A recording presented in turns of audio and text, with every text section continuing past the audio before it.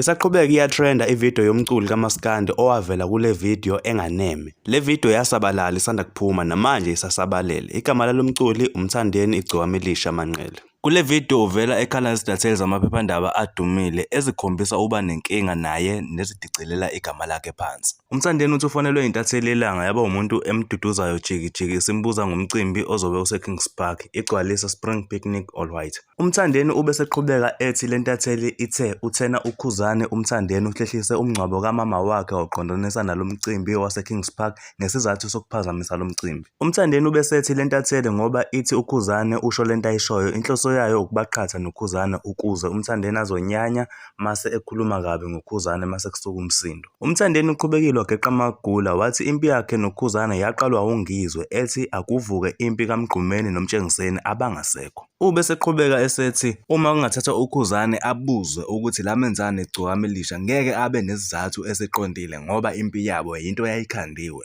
Uthe uyabona ukuthi le ntatheli iphehla udlame kodwa mawukuthi ukhuzane uyishilo ngempela lento eshiwe yile ntatheli wrong. uManqele uqhubekile wathi usacela ukuyewa kancane ngendaba kaMaskandi cause uMaskandi yinto ewumdlalo yena ubhekene nesimo esiserious sokushona kukamama wakhe.